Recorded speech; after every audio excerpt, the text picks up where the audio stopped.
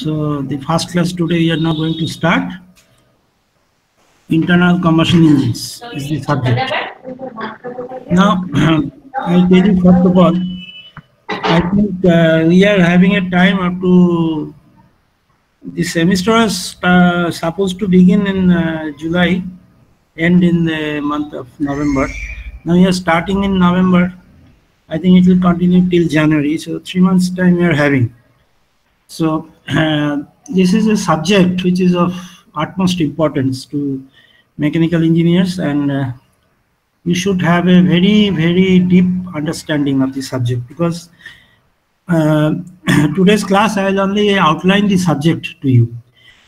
This subject is having most wide application in the industry, and as you know that mechanical engineering is a branch of engineering where power production, power generation, power producing machines that play a very important role, and the machines which produce mechanical power, that those machines are called engines. So I think you are already through the thermodynamics course in the second year, where you have read about the second law of thermodynamics. So we'll start basically from that. I am not going to elaborate that law, but the mother of the subject is the second law of thermodynamics, rather the mother of all heat engines. Heat engines is a major family of machines in the mechanical engineering branch.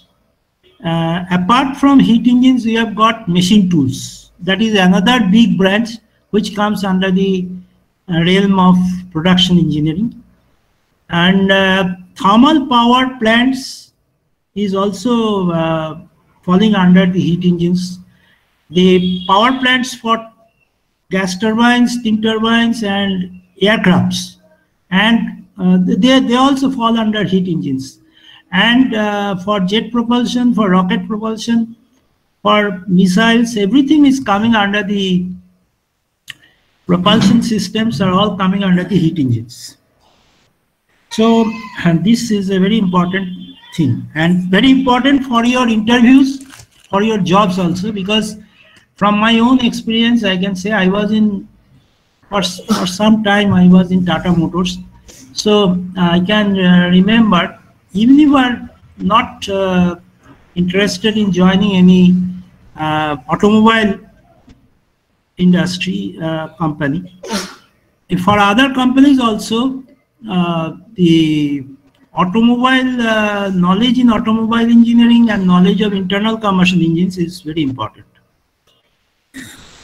So I am there to help you to the farthest limit. Now you can ask me questions. May not be today, we are not having such discussions so that you can ask much questions, but next classes will have lot of things to understand.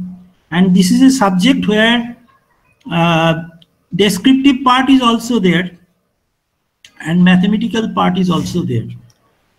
And it is very difficult, really very difficult to teach the subject online. But still I'll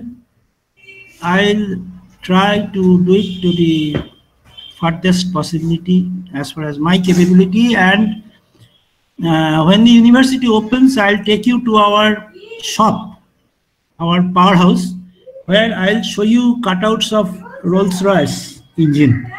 Fortunately, we have got a cutout of Rolls-Royce engine, and I'll show you that. I'll show you Fiat engine also. We have got one engine of BMW that is in some other lab.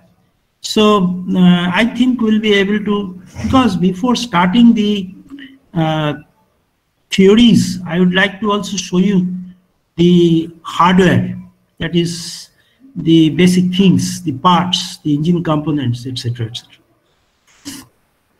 Coming back to the subject, let me first of all tell you that the second law of thermodynamics, as you know, that thermodynamics is the science, rather a branch of physics, which is between energy on one side and matter on the other side. So we have got matter on one side and energy in the form of heat and work on the other side. These two things, one is heat and work, and that is the mass. How they are related, that is coming under the science thermodynamics. And in this thermodynamics, we have got four laws rather: zeroth law, first law, second law, and third law. And you know all those laws. I don't need to go into the elaboration, but the second law of thermodynamics, which is basically a statement of what is possible and what is impossible. Because these laws are such things that which cannot be proved by mathematics, because these are laws of nature. And like the first law is a law of conservation of energy, zeroth law is about the concept of temperature development. The second law is about the birth of the property like entropy. And it has got two statements. One is the first statement, and there is this, the Kelvin-Planck statement. And the second one is the Clausius statement. Now, I'll tell you why this law is so important. Because this is the law from where we are going to start to develop engines and equipments as mechanical engineers. Engines and equipments which are used for mechanical engineering applications. We are going to develop from this second law. Now, Kelvin-Planck statement, as you know, is a statement which gives us the birth of engines, which says that if you have to produce power, if you have to produce mechanical work, then you have to have interaction of thermal energy with at least two thermal reservoirs, if not more. So that is the meaning of that law. The statement is there. I can give you the statement also. It is impossible to construct a device which will have thermal interaction, that is, which will have heat transfer, with a single thermal reservoir, and which will convert the entire part of that thermal energy into work. So that is the statement of the Kelvin-Planck statement of the second law, which outlines that engines cannot be produced with 100% efficiency. Let me tell you about what are engines. Engines are essentially those devices which produce mechanical work. Mechanical work, mechanical power. What is that? What is mechanical work? You know, I think. That is when something is moving, when energy is produced in such a way that some movement of a mass occurs, some rotation of a mass occurs, either some linear translation or some rotational movement of some mass occurs. When energy is produced in a device, when it comes out from a device in the form of rotation of a shaft or movement of a piston, then we say what mechanical work is available as the output from the device. And for mechanical work to be output, the device has to have thermal interaction with two thermal reservoirs at least. One should be at a higher than the device temperature. Suppose the device, and now you see, if you talk about the device, what is a device? A device is like a human being. Like a human being. It should have a structure, it should have a skeleton, it should have a covering or casing. Inside that, it should have a working substance. In an engine, we have a body, a body of the engine, which is called a casing. And inside that we have got some mechanism, some components which are capable of movement. But this will not make the engine complete. This is just the skeleton, the structure. Now we require the working substance. Working substance is that substance which is a thermodynamic system which is having thermal interactions with the surroundings, which either receives heat or receives work or receives both heat and work and gives out either heat or work or both. Now when we come to an engine, like I take the concrete example of a petrol engine. Let's say you have seen petrol engines, many of you have seen. In the petrol engine which is there in a car, like say a Maruti Suzuki car, under the bonnet there is a petrol engine. What it does, it has got a casing. There is a working substance. What is that working substance? That substance is consisting of atmospheric air plus fuel. What is that fuel? For a petrol engine it is petrol. If it is a diesel engine it is diesel oil. Petrol oil or diesel oil, that is the fuel, and air, atmospheric air. These two things, combination of these two things is the working substance of the engine. I am just dreaming. I am dreaming that I am taking the class in a hall where I can easily draw it, but it is not possible now. I am just trying to explain through my words. See, this working substance is entrapped inside the engine, and it has to have some interaction. How it will have the interaction? Heat has to be added.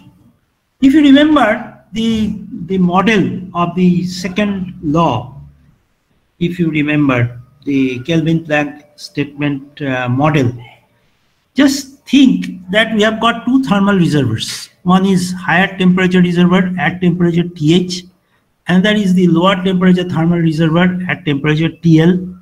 In between there is a engine which is a circular block which we used to draw, and this engine used to accept QH amount of heat from the high temperature reservoir, and it used to reject QL amount of heat to the low temperature reservoir.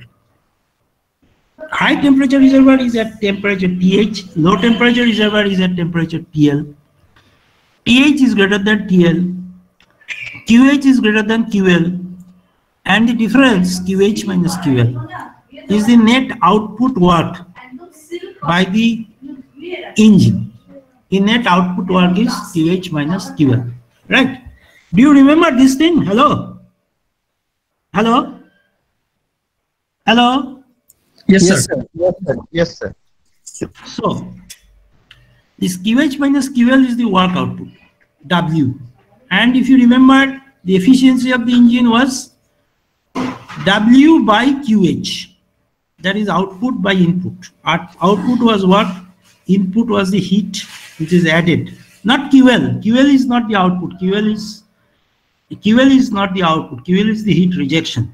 Output is the desired effect, for which we are spending money. That is the engine. When we are spending money for the fuel, we want some work. So that is the desired output, work. And input is QH. So W by QH, that is the efficiency. And you have seen that it is equal to TH minus TL by TL. TH minus TL by TH. In terms of temperature, TH minus TL by TH, that is TH is the high temperature reservoir temperature minus TL is the low temperature reservoir temperature divided by high temperature reservoir temperature. And that it is equal to 1 minus TL by TH. These things I am just recapitulating. Do you follow? Hello? Yes, sir. Yes, sir. Yes, sir. Now, We can hear, sir. Now, the efficiency, which is 1 minus TL by TH, is a function of TL and TH, is a function of two temperatures. Efficiency from the Carnot cycle is the efficiency of the Carnot cycle, which is the ideal cycle for all heat engines. The efficiency is a function of the two thermal reservoirs only. It is not dependent on the working substance. This is impossible. In real life, this is not possible. Carnot, the French mathematician, when he deduced this thing, it was a hypothetical engine, he said. It is a Carnot engine for which, whether you are using petrol or diesel or steam or anything, the efficiency will be same, so long as the temperatures of the source and sink are same. That is, high temperature and low temperature reservoirs are same. And that is not possible, because if you change the working substance, then the efficiency will also change. That is our experience. So we can now tell you that we started from the second law, Kelvin-Planck statement. Clausius statement, of course, we have not told you now, because Clausius statement, though it is equivalent to Kelvin-Planck statement, it is the mother of another branch of equipment, refrigerators. Clausius statement is the mother of another branch of equipments like refrigerators, heat pumps, where energy has to be supplied in the form of what? And Kelvin-Planck statement is the mother of heat engines, where energy has to be supplied in the form of heat, and what will be the output. So these things we are clear in our mind.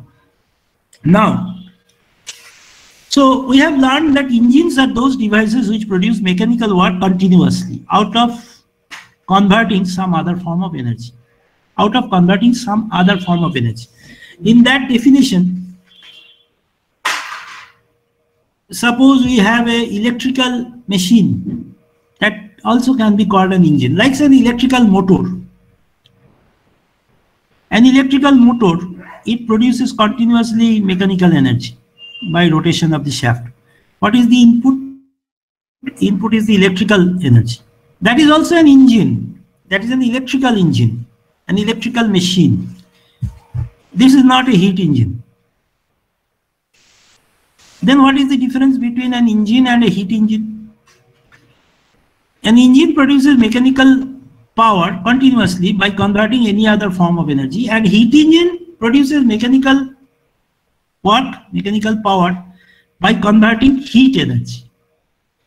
So when the input form of energy is only heat energy, thermal energy, the output, if it is mechanical work, then only will term it as heat engine, otherwise not. So the difference, basic difference between an electric motor and a petrol engine, or basic difference between electric motor and a diesel engine, is that in the electric motor and the petrol or diesel engine, both the mechanical work is the output, but the input in case of electric motor is the electrical energy. In case of the mechanical heat engines, the input is thermal energy. Thermal energy, now we turn our attention to this word, thermal energy. Now basically, first of all, I'd like to tell you, as you know, that energy can be of different forms. You know the difference between thermal energy and mechanical work. What is that? See, when we are talking about mechanical work, you see the units of both thermal energy and mechanical work are same, kilojoules. Units are same. And when you are talking about the time rate of heat input, that is kilowatts, time rate of work output, kilowatts. So these unit wise they are same. But the difference in their manifestation is there. The difference is there in their basic character. The character is that when you are talking about work, there has to be the rotation of a shaft. Mind that. If you talk about work, mechanical work, there has to be rotation of a shaft. Shaft means a rod. Or or the movement of a piston, translation of a piston, linear movement of a piston, then only you will say mechanical work is being done by a device. In the case of mechanics, when you know that a force, when it acts on acting at a point, if it displaces the point by some finite distance in the direction of the force, the work is done, said to be done by the force, and that is force multiplied by the linear distance. That definition is true for mechanics. But in thermodynamics, mechanical work means rotation of a shaft, movement of a mass. And what is thermal energy? Now I am having come to the idea. See, we started from second law, Kelvin Planck, then we came to engines, then I said machines, then I said heat engines, then heat engines. There are two players, one is thermal energy and there is mechanical work. So I explained mechanical work. Now I want to tell you about thermal energy. Screen off hai. Hey, screen off hai.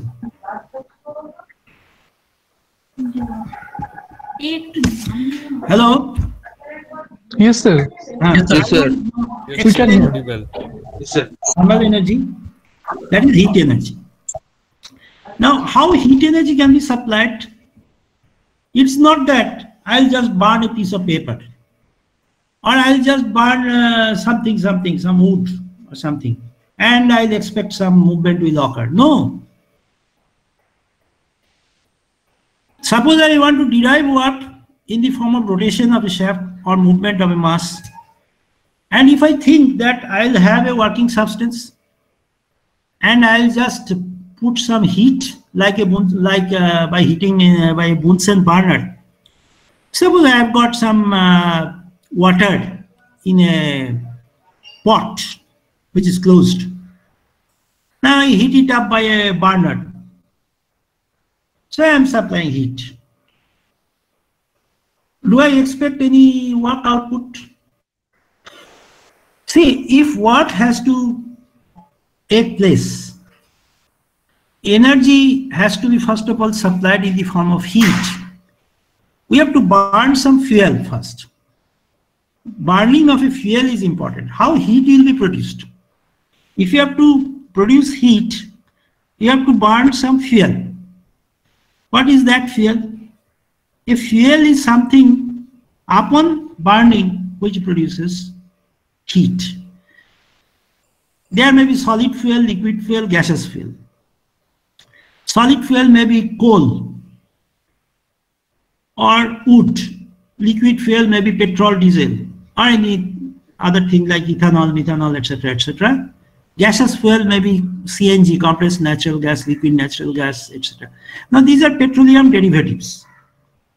So the chemical configuration of the fuels I am now going to not elaborate. But what I am trying to tell you is that for liberation of thermal energy from the fuel, we require a process. That means thermal energy, when it is there inside the fuel, it is unliberated, it is bonded, it is captive. You have to unbond it, you have to liberate it. So how it is bonded? It is inside a structure, inside a chemical configuration of the molecules of the fuel. In the chemical structure, it may be a branched chain compound or maybe a straight chain compound. Carbon particles, carbon atoms, hydrogen atoms are holding their hands. Now they are in bonds. You have to liberate those bonds. For that, if you can liberate, then only thermal energy will come out. This process of producing thermal energy by breaking the chemical bonds of fuel, it is a chemical process. That is called combustion.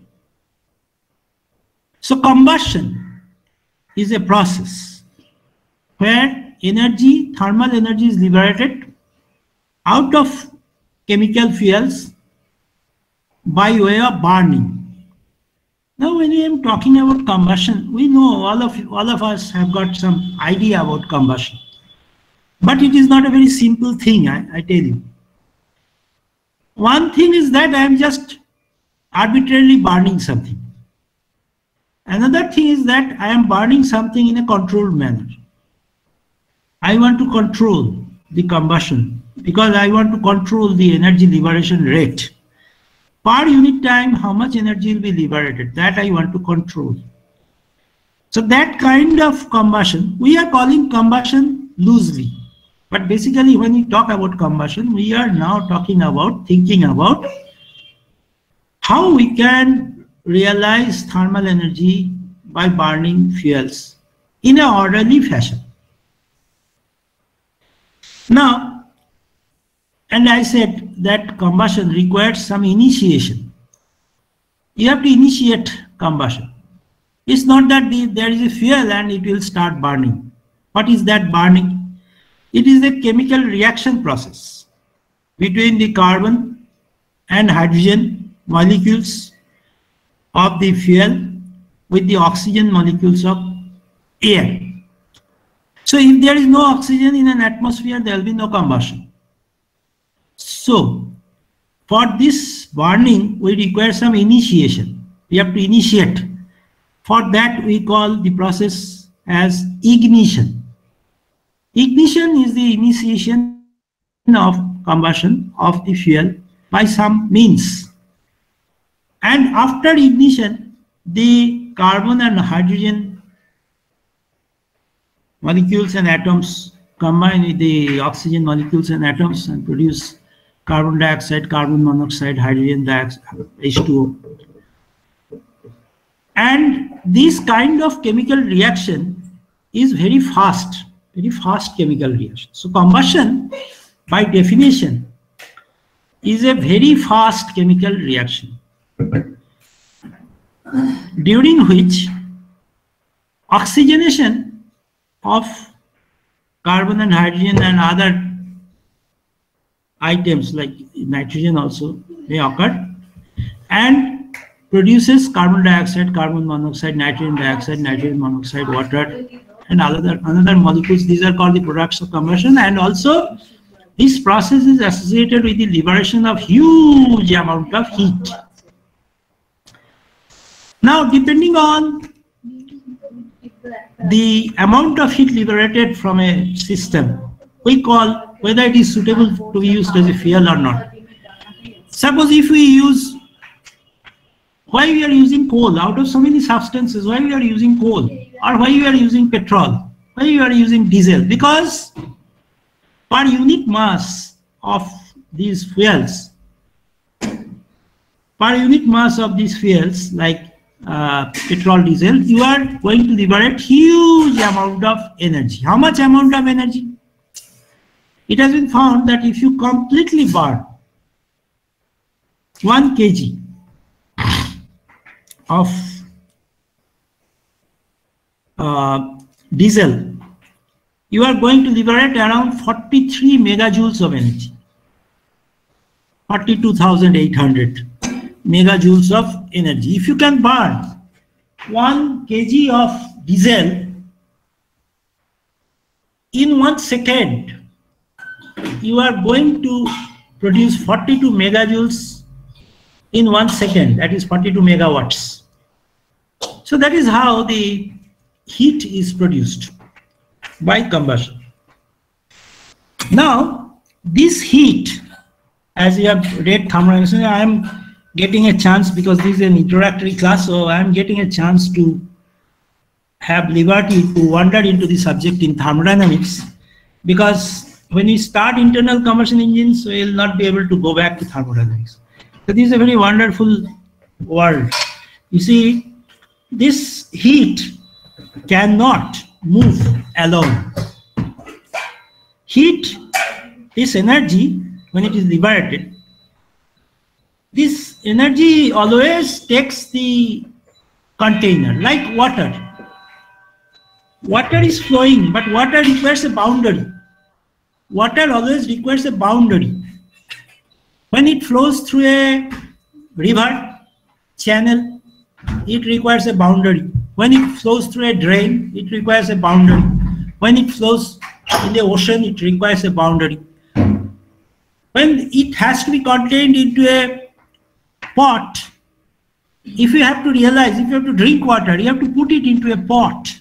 That is, you have to put a boundary. Similarly, energy, thermal energy, it requires a container. It requires a system. It requires a boundary. It requires mass. I mean, when mass is there, only it can be absorbed by that mass. There is one form of thermal energy which is called radiation heat transfer, which does not require any medium, but that has a different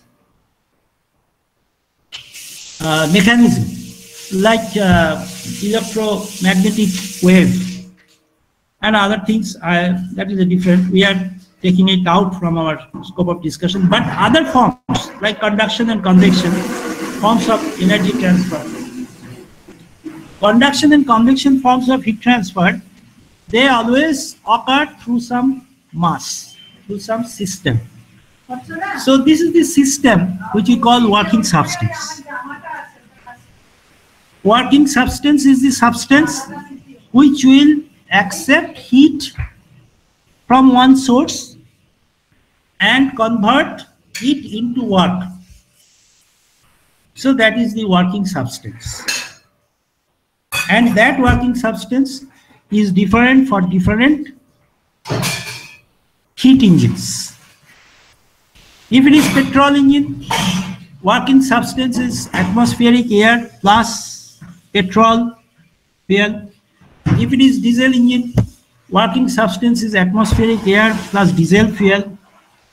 If it is steam turbine, working substance is steam, that is water in the vapor state. If it is gas turbine, working substance is air plus the products of combustion of petrol or diesel. So the working substance, you can understand, is basically a mass, is basically matter. Working substance is matter or mass.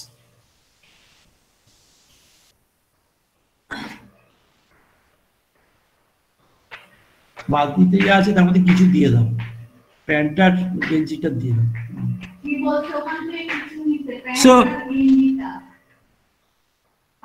So heat, when it is coming into a working substance, it energizes the working substance. The working substance, upon receiving the heat, its energy will increase. Hello? Hello, are you listening? Yes, sir. Yes, sir. Yes, sir. Are you feeling bored or what? Is it a boredom for you? No, sir. No, sir. So basically, I can't see your face. That's why, I mean, I'm in the dark. But I'm talking in front of a screen. That's why. Okay, fine. If you feel bored, then tell me. Okay. But what I am telling you is highly interesting.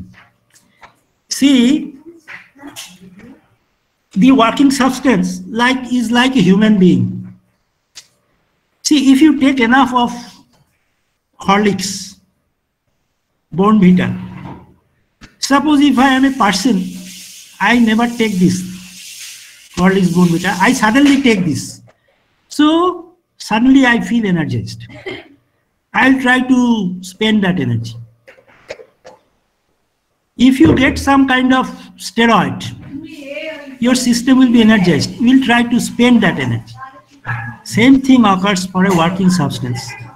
When it receives thermal energy, its tendency will be to spend that energy. And when it wants to spend, because it has a mass, the system has a mass, I tell you, anything, any system which has a mass has got inertia. You have read about mechanical inertia. Similarly, in thermal system also, thermal inertia is also there. Like whatever energy it receives, 100% of energy it cannot produce. So if it receives 5 kilojoules of thermal energy from a high temperature reservoir, maybe it will produce 2 kilojoules. And remaining 3 kilojoules it will not be able to produce. Where will that go? That will be lost to the environment. Like if you remember QH and QL, TH and TL, as I told you in case of the model for the second law, Kelvin-Planck statement. QL is the energy lost. So this loss is that 3 kilojoules. You understand? I mean, 5 kilojoules you are giving to a working substance. It produces 2 kilojoules of work, and 3 kilojoules is the loss, that is QL. 5 kilojoules of energy is QH. 3 kilojoules is QL. And 5 minus 3, that is 2 kilojoules is the work.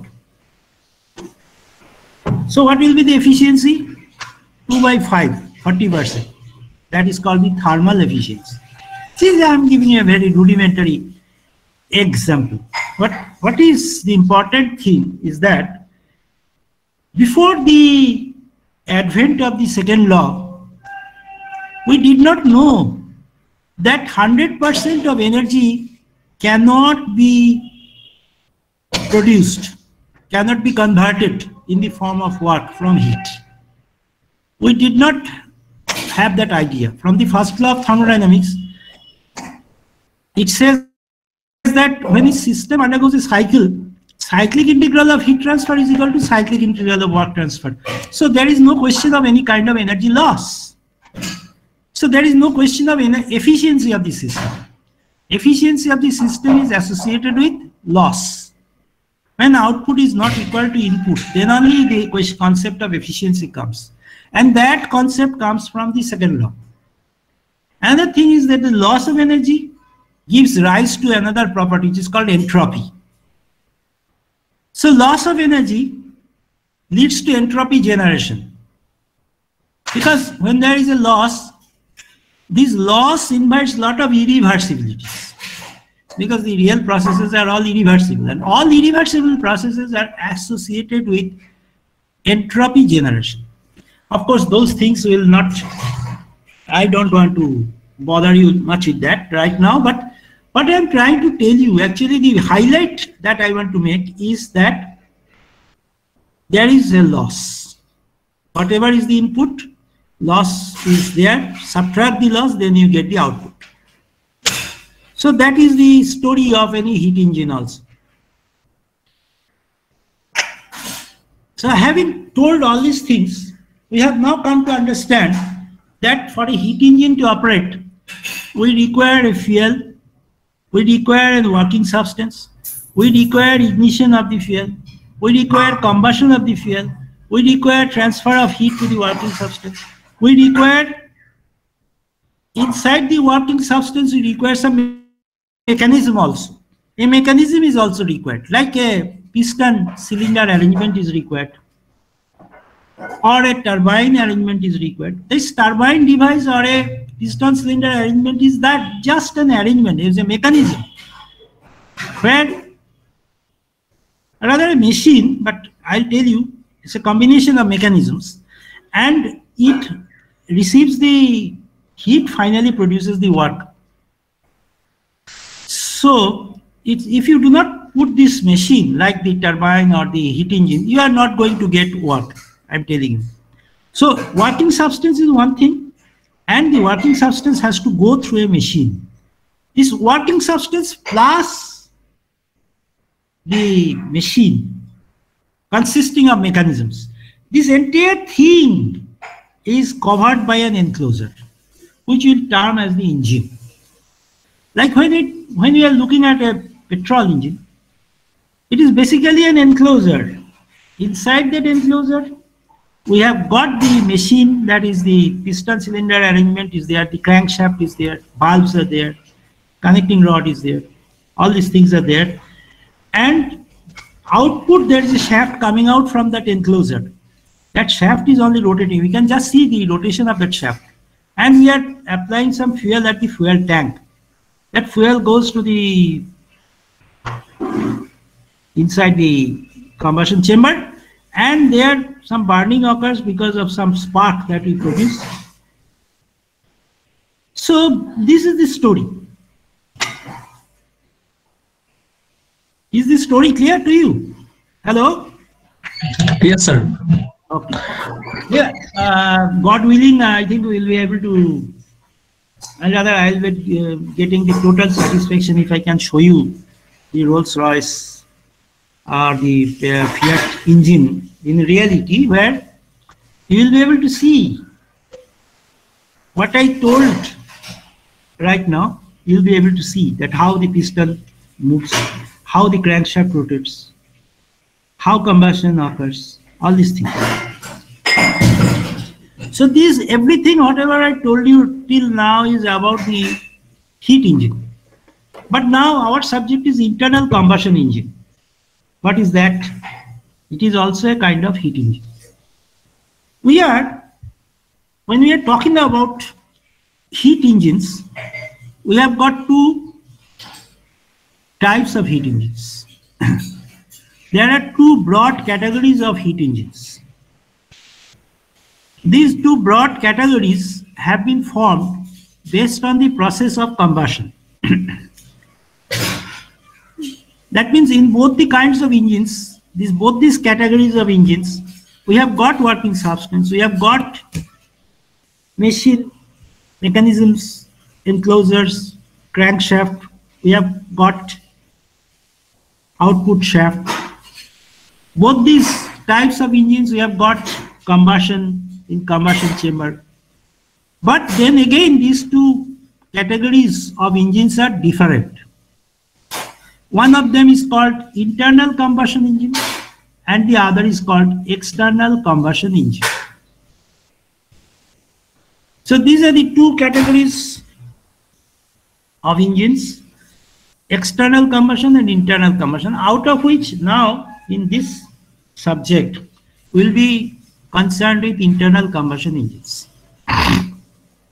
External combustion engines we are not considering now. You will read when you read turbines, steam turbines, gas turbines. Out of gas turbines also there is a particular type which is coming under the internal combustion type, but the other type is coming under external combustion. So this is basically on the process of combustion, whether it is an internal combustion or whether it is an external combustion. On that basis, we term the engine as internal combustion engine or external combustion engine. Now come to the point. What is internal combustion? What is external combustion? You see, combustion can occur in two ways.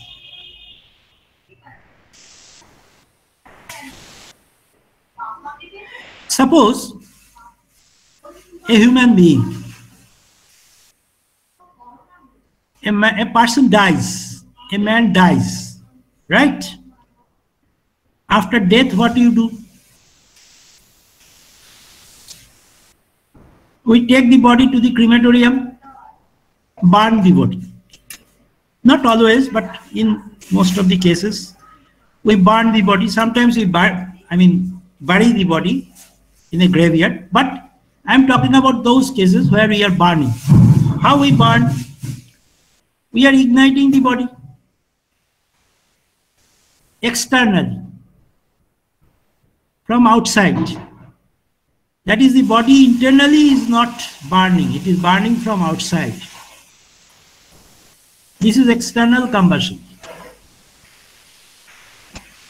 But supposing that you have a dead body, you are not putting any fire into it, but from inside it is burning. suppose if that occurs, that the burning occurs from inside. And finally, you see, after some time, you get only ash. That is called internal combustion. So, this is an example which I have given you very vaguely, rather rudimentarily. I would like to tell you in a more concrete manner. Combustion, when it occurs inside the working substance. When it occurs inside the working substance, that means the fuel is inside the working substance. When we are adding the fuel inside the working substance,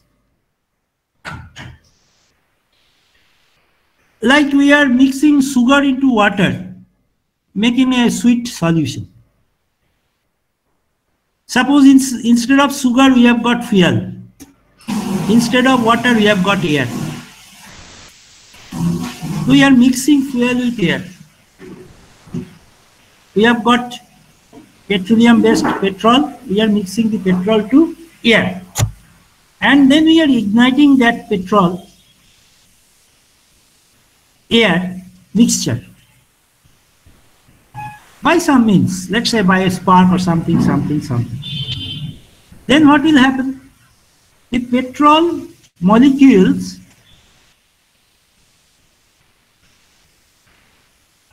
the general formula is CnH2n plus 2 for this branch chain compounds.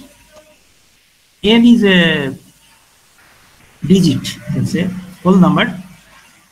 CnH2n plus 2, if you put N as 8, it becomes C8H18.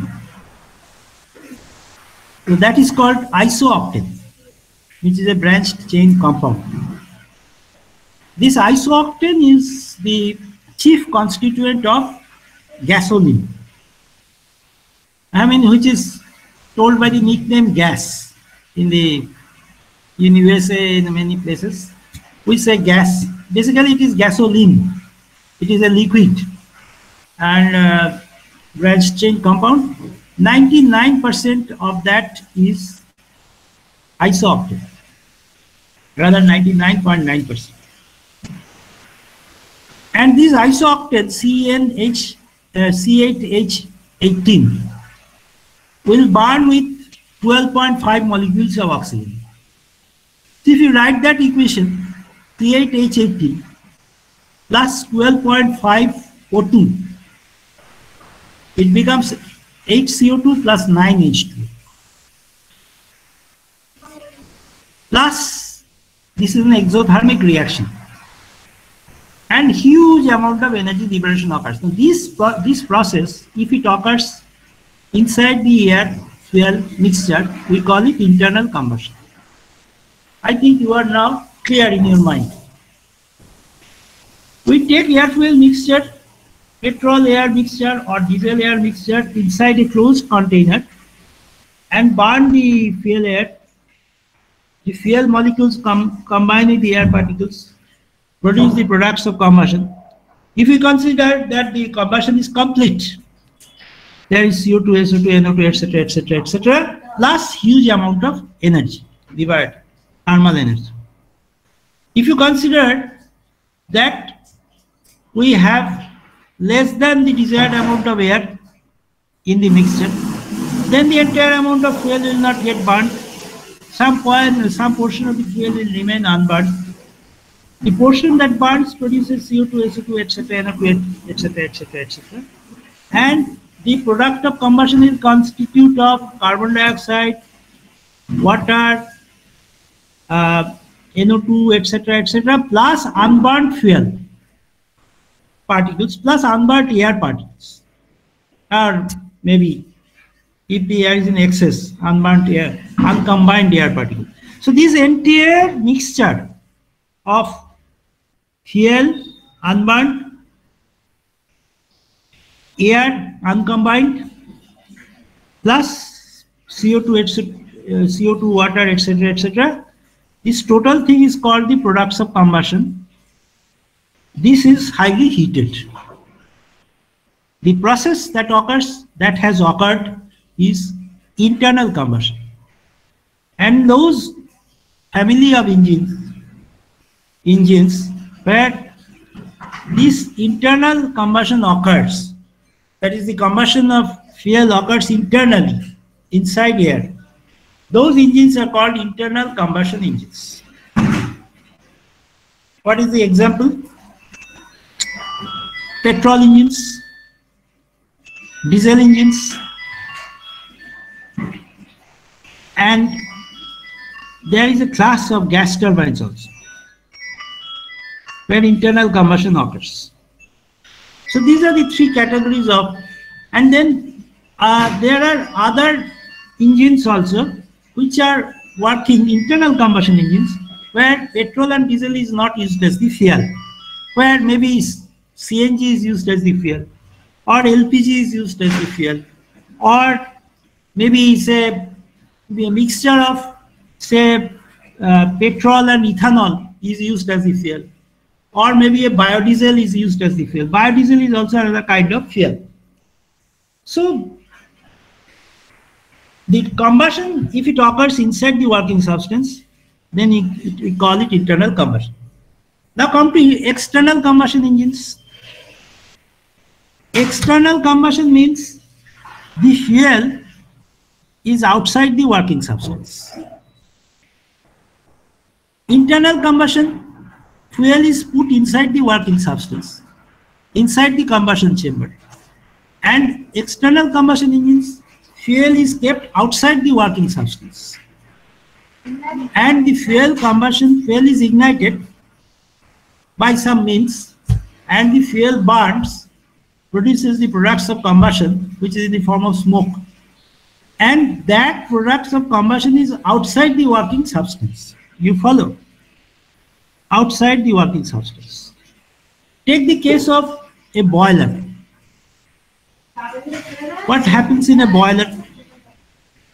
Steam is produced. Boiler, there is a steam drum, boiler drum. Maybe one or two drums may be there. There may be one drum or there may be two drums. It contains water. And suppose there are two drums, one is above the other. These two boiler drums are connected by water tubes, and water is circulated through those tubes. There may be natural circulation, there may be forced circulation by a pump. Now, these tubes carrying water, across these tubes, smoke is flowing across these tubes. Just imagine, we have got some tubes carrying water. We have got some water-filled tubes. And outside the tubes, some system is flowing. And that system is smoke. That is the product of combustion of coal or product of combustion of diesel. So we are burning the fuel outside the working substance. And if you consider that the liquid, the water, is inside the pipe is acting as the boundary. Outside the boundary there is the fuel, smoke. The fuel does not have any physical contact with the working substance. Heat transfer occurs across the tubes, and by the heat transfer, water gets converted into steam. That is how steam is produced in a boiler. And that steam is collected in a boiler drum. It is tapped as and when required by moving a valve, by rotating a valve. Now this is the steam production. This boiler steam is fed to a pipeline into a turbine. A turbine is that device which is called a heat engine, which has a casing, which has an inlet, which has an outlet for steam, inlet and outlet of steam, and inside that there is a shaft which is called the turbine shaft. On that shaft we have got rotors, rotor wheel, and the wheels are provided with blades. So the steam is, passed through the passage, blade passages, rotates the blades, rotates the rotors, wheels, and the shaft rotates, and that is how the mechanical work is produced in the turbine. And the steam comes out from the turbine, and from the second law we know that heat has to be supplied to the working substance, heat has to be rejected also. That is QH and QL. The heat supply occurs in the boiler. Heat rejection, for that there is a device which is called the condenser. So the steam which is coming out from the turbine now is led to the condenser. There heat transfer occurs between the steam which is rejected from the turbine, from that steam to water. And by this heat transfer, the water becomes hot. Water takes the heat away from the steam, and the steam gets condensed into water. That is pumped into the boiler once again. Now this is a closed system, closed circuit. So what I am trying to tell you is that in external combustion engines, the fuel, which may be a solid fuel or a liquid fuel or a gaseous fuel, it is burned outside the working substance. And the working substance does not suffer any change in its chemical properties. As in case of internal combustion engines, working substance and the products of, the products of combustion and the working substance are not same. I see the reactants. Before the reaction we have got petrol and air. After the reaction we have got carbon dioxide, etc., etc., etc. So there is a chemical reaction taking place in the internal combustion engines. Because of the combustion, there is a chemical reaction taking place. And in case of the external combustion engine, no chemical reaction takes place inside the working substance. All chemical reaction takes place outside the working substance in the fuel and air. And the heat only is allowed to go inside the working substance, that is the water, through some tubes, and there the steam is produced. That steam goes into the turbine. So that is the external combustion device, which is a steam turbine. And there may be other external combustion engines also, like steam engines are also there, which is now obsolete. But maybe 50 years or 60 years, 100 years back, they were very much in vogue. So steam engines were also external combustion engines. And steam turbines are also there. In a thermal power plant, like in Bandel, Kodaghat, or Mejia, Santaldi, we have got steam turbines which produce huge amount of power by conversion of fuel energy from coal. And depending on the type of fuel that is used, like if you use nuclear fuel, you can use nuclear fusion, nuclear fission as the reaction process for liberating energy from the fuel into the working substance. There also water is contained in the boiler and the boiler tubes, and nuclear fission heat is entering into the water to the surface of the tubes and produces steam, and that steam goes to the turbine producing power. So for a nuclear power plant also, it is also an external combustion machine, external combustion engine. Nuclear power plants are never internal combustion, because nuclear combustion cannot take place internally inside air, because lot of hazards may take place. So I have tried to explain the two broad categories of engines, that is external combustion and internal combustion engines. Out of this, our object of discussion is internal combustion engines. Now kindly, now I'll tell you another thing. The comparison between internal and external combustion engines, I don't want to tell it to you today. I'll do it tomorrow, next day, because that is the hardcore real life syllabus which will land upon. So we have understood what is internal external combustion engine. Please note the textbook. I'll follow the textbook written by V. Ganeshan. Ganeshan, V for victory, Ganesan, Ganesan, Ganeshan. Name of the book is Internal Combustion Engines. Tata McGraw-Hill is the publisher. No, I'm sorry, not Tata McGraw. আরেকবার স্পেলিংটা বলুন Ganesan. Internal Combustion Engines by V. Ganeshan.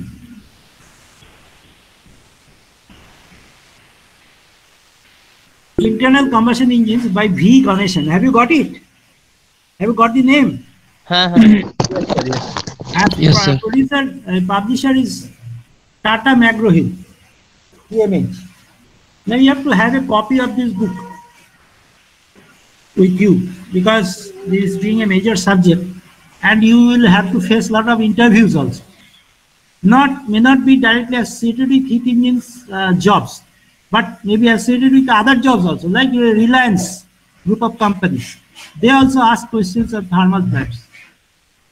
Like Elco also asks, Tisco asks, other companies also, whenever they come, they try to test a mechanical engineer by testing his knowledge, his or her knowledge on internal combustion engines. Normally, this is a major thing. So get the book. Another book also is there. I'll give you its name for your reference. It is an old book. Don't have to purchase it. Get it from the library. Jill Smith and Juris. This you don't have to write the name right now because it is difficult to write the name. The spelling is quite difficult. Jill, G-I-L-L, Jill Smith and Juris. This is also a book on internal combustion engine. It used to be the textbook another 30 years back. That is also a good book, but it is not modern. And another book is there, which is very advanced book, Internal Combustion Engine by Obert, O-B-E-R-T, O-B-E-R-T. It is a reference book. You can get it from the library. And there is another book. I don't remember the name right now, the author's name. I'll give you it in due course. So these names you just write, but purchase the book by Ganeshan. So up to this we have done today, and next class I hope to meet you very soon. Tell me whether you understood what I said. Hello. এ করলে Yes, আর sir. একটু ভালো হতো। আপনি যেটা মানে ওই ডায়াগ্রামটা বোঝালেন, ওটার কোনো সিমেট্রিক এঁকে যদি আপনি সিমেট্রিক ডায়াগ্রাম এঁকে যদি প্রেজেন্ট করে বলতেন তাহলে। Okay, I'll try. But thank you sir, thank you.